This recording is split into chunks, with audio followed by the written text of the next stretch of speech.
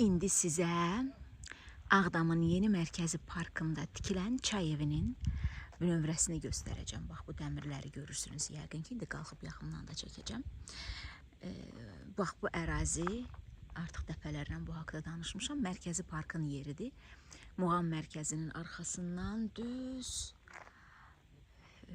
dram teatrın qalıqlarına qədər. Əvvəllər belə bir fikir vardı ki, çay evi bu parkın içində olacaq, amma ola bilər ki, yeri fərqli olsun. Amma indi qazılan bünövrədən görünür ki, elə çay evi 5 metr o yana, 3 metr bu yana elə öz əvvəlki yerindədir. Bax, bu görürsünüz, biz hamımız görmüşdük. Bu pilləkənin əsas o dirək borusunun qalığını. Bax, onun yanıdır.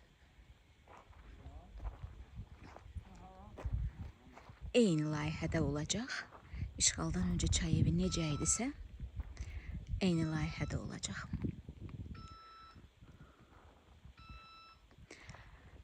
Yeni nəsil üçün, bilməyənlər üçün xatırladım ki, o vaxtlar 80-ci illərdə çay evinin layihəsini ilk dəfə dahi alim akademik Xudu Məmmədov irəli sürüb, təklif kimi o çıxış eləyib bir Yapon jurnalında.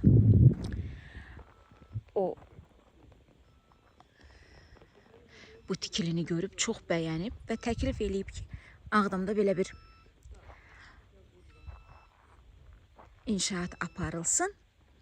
Amma ora özünün təşəbbüsü ilə milli bizim memarlıq üslubuna aid müəyyən dəyişikliklər edilib. Məsələn, Yapon üslubunda dam forması dəyişdirilib, Azərbaycan milli üslubuna uyğunlaşdırılıb. Eləcə də onun xatırlayanlar, yaşlı nəsil, görənlər hamısı bilirlər.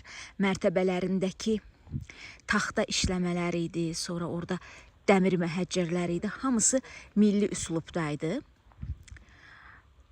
Sonra bənzərini Quzanlıda tikdilər, amma lap belə birə-bir eynisi deyildi də. Ümumi görüntüdən bənzəyirdi, amma lap belə o 93-cü ilə qədər Ağdamda mövcud olmuş çay evinin tamamilə 100% eynisi deyildi. Amma mən inanıram və əminəm ki, bu eyni layihə olacaq. Bu bütün Ağdam cəmaatı üçün nişangah olan tikililərdən biridir və bundan sonra da olacaq. Öz yerində tikilməsi də xüsusilə əhəmiyyətli və həm də duyğusaldır. Xeyirli olsun. Bir ilə il yarıma yəqin ki, ortaya çıxar. O gün olsun, gəlib burada çay içək.